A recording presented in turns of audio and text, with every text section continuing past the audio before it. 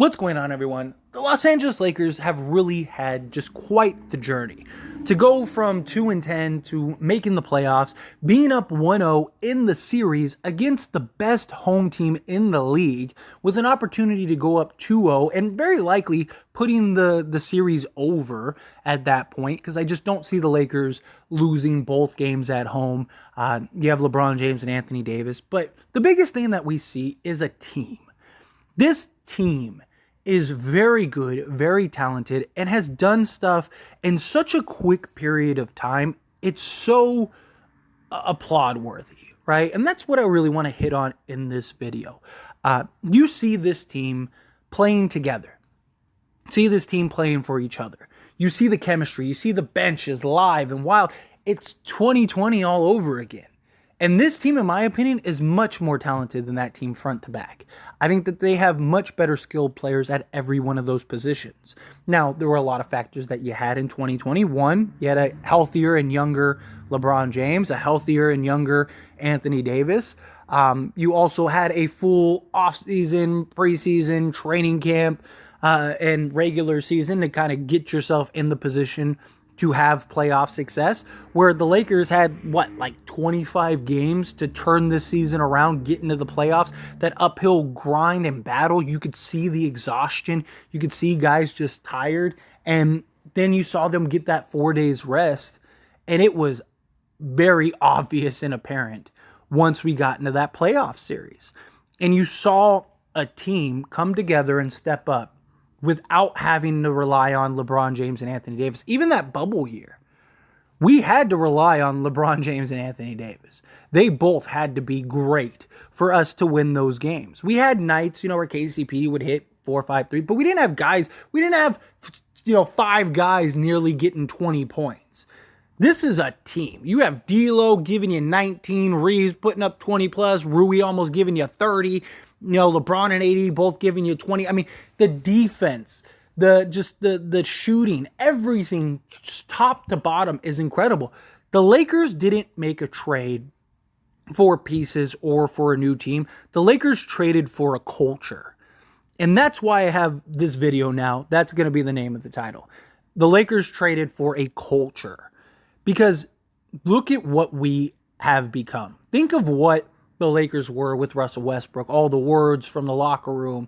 And it wasn't just him. It was everybody, right? Think of last season, all the issues. Frank Vogel lost the locker room and, it just wasn't working right. And everything was just a mess. And then this year, you go and get guys, Patrick Beverley and Kendrick Nunn. There's all this hope and excitement that he's going to turn it around. And, you get Dennis Schroeder and you get all these guys. And then nothing just worked. It was just terrible. It was a mess. You start 2-10, you're just like, this is awful. And then you just saw the tension building. You just saw the issues continue to pile on.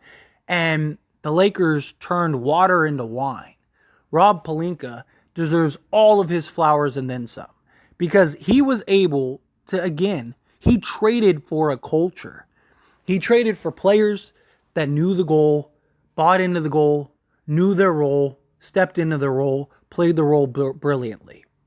You went and got pieces that were needs, that were young, talented, hungry, that you can have for the foreseeable future, even post LeBron James, even post potentially Anthony Davis. I mean, this team is special. At least the core guys. You got basically at least 7 guys. 7 core guys. You have your starting 5 in D'Lo, Reeves, Vando, LeBron, AD. And then you have Dennis Schroeder, who I actually think the Lakers keep next season. I think he signs for probably like the biannual or something like that.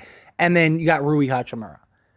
Outside of that, everyone else, in my opinion, is kind of expendable, right? Beasley, I think you still keep Beasley and try to upgrade him if you can. Mo Bamba, he's a project, so you could develop him and stuff, but he's making like $10 million. I think if you can upgrade him as well, you do that. Obviously, Max Christie, I'm not counting the rookie in this conversation because I think about it, somebody's going to be like, well, Max Christie, you're okay.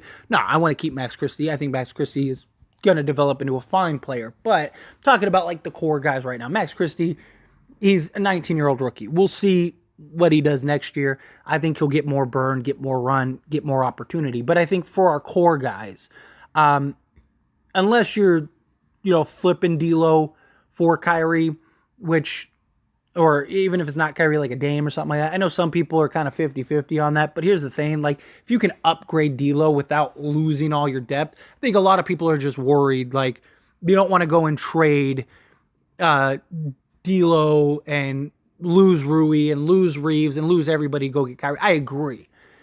But if you can keep your depth and get another star, you do, because LeBron's probably only going to play another year or two. So if you can get that kind of replacement and still keep your depth, keep Jared Vanderbilt, keep Rui, keep Reeves, keep everybody, I think you do it. But even if you just keep this team and you keep this team going into next season, I am totally okay with that. The Lakers are very likely going to win the first round. And if that happens, anything beyond that is even more house money. The Lakers are already playing with house money. They had a 0.2% chance of making the playoffs. And we're here with a 1-0 advantage. Again, the Lakers traded for a culture. They went and got a guy in Rui Hachimura who's unselfish, who doesn't stir up controversy, that just wants to learn and be a sponge. And we've seen the growth since he's came to the Lakers. On the defensive end, shooting wise, he's not as flat. He's getting more lift and arch. You see all the videos and images and stuff of him working with Phil Handy, and you're seeing that growth. And then to turn Russell Westbrook into Jared Vanderbilt, who has been just an elite level defender. I mean, look at like what he did to Ja Morant. Like, Ja Morant had 18 points, which is already well below his average, but 6 of those were in transition. So that means Jared Vanderbilt essentially kept Ja to 12 points and like 3 of 12 shooting or whatever. So you got a guy in Jared Vanderbilt who's an elite defender that can guard multiple positions. You got Malik Beasley, yes, who has been very hot and cold, but we knew that coming in. And he has the potential. I wouldn't be shocked if Malik Beasley ends up having a game, 2, maybe even several during this playoff run where he almost single-handedly wins it by himself because of his ability to just catch fire. And then D'Angelo Russell, which some people feel like, oh, we should have gotten Mike Conley. I disagree. I like Mike Conley. I think Mike Conley would have been perfect. But I think you go with the younger player and you go with the player that has more trade value, which I think D'Lo is going to have more trade value. So I just think, however you slice it, they did the best job there. And then to go get a guy, and then to go and basically flip a disgruntled Thomas Bryant, to go flip a Thomas Bryant that wanted out because he didn't like his playtime, and you go get all the second round picks you got for Rui Hachimura, and now Thomas Bryant is just sitting on the bench playing nothing. And you end up going and flipping that and Patrick Beverley, who wants to be traded, into Mo Bamba, who, again, is a project. But still, I mean, they traded all of their problems, all of their issues, all of their locker room headaches, everything. They traded all of it, got a real team. They kept the guys in Reeves and Schroeder and, the guys that they believed had the significant impact. And on top of that, also were the locker room guys. And it's translated well. And they got a bunch of guys that don't have the ego, that are playing together, and they've been able to do in 2.5 months what other teams have done and had an entire offseason, an entire training camp, an entire preseason, and an entire regular season to do. The Lakers have expedited that. And they're in a position to win the series against the number 2 team in the West, the best home team in the league, and a team that the Lakers, again, I mean, they're the 7th seed. They're not supposed to win that series. But guess what? The Lakers look good. And they look dominant. We'll see how they look going forward, but they're in great position. They hold all the cards. This team has the stars. They have the tools. They are a real team. And even let's say we lose in the second round. Say we do play the Kings or whatever. You lose in a tough 6, something like that. It sucks. It would hurt. It'd be bothersome.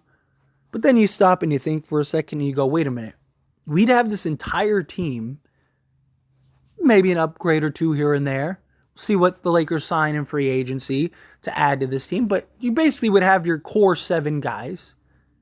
We'd have our core 7 guys next year with a full regular season, a full preseason, a full training camp, and the Lakers were a top defense, a top offense, ended up going from 13th to 7th, doing what was about as close to an impossible task as possible, they accomplished.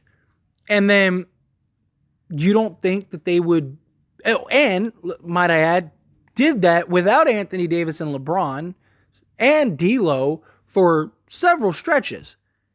And they were able to do that. What do you think the Lakers are going to be able to do next season when they figure it all out? And here's the other scary thing. The longer the Lakers are in the playoffs, the better they're probably going to get. Because as the playoffs progress, they're going to figure it out more and more.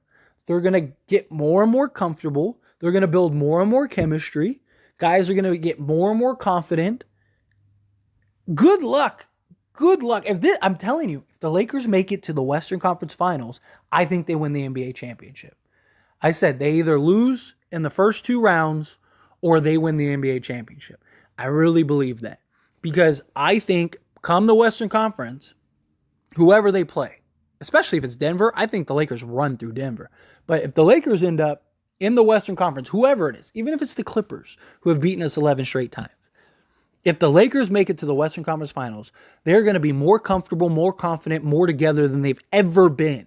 That culture that I keep mentioning is going to be stronger than it's ever been. Assuming they're healthy, stuff like that. But, I mean, that's every team. If they get to the Western Conference Finals, you're going to see a Lakers team that we haven't seen all season. And that is terrifying if you're facing that team. And then, if we get into the NBA Finals, I think LeBron will turn back the clock also if he has to. Hopefully he won't. But if we get to the Western Conference Finals, LeBron is going to look at that and go, I need to win 8 games. I may never be here ever again. This is a real opportunity. I would make history.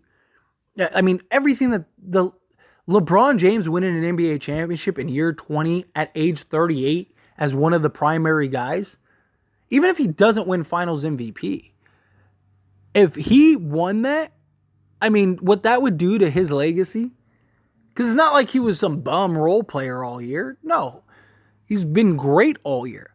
That would be massive. And you don't think the Lakers want to do that for him? You don't think this team would want to do that for him? Of course they would. I'm telling you, this team is a real team. They have a real culture. They're only going to get better as they progress throughout this playoffs. And they get to the Western Conference Finals. I really believe they win the NBA championship. I don't think anybody beats them. Even if it's the Bucks, the Celtics, whomever. I think the Lakers run through them. And I hope it's the Celtics because I want that battle for number 18. And I want that battle for number 18 to be against the Celtics. And then you beat the Celtics. And then the winner gets the tiebreaker. And Lakers end up beating them. And you got the rivalry. You got LeBron. You got... Oh, come on. You can't write a better story. Lakers are... If you're a Laker fan, you should be ecstatic. You should be impressed. You should be happy. You should be filled. You should be every positive emotion there is. Because this is a real team that's built a real culture that is truly together, that is only going to get better. Even if it's not winning an NBA championship this year, don't be surprised that they're there next year. Seriously. I cannot be more pumped and excited for this Lakers team and this Lakers run. But anyway, as always, this is a discussion, so I pass the question on to you. Let me know your thoughts and opinions down in the comments below. Do you agree with me? Do you think, yes, the Lakers absolutely traded for a culture? They have a real culture, a real team? Do you think no? However you feel, whatever your thoughts are, I'd love to hear it. Let me know.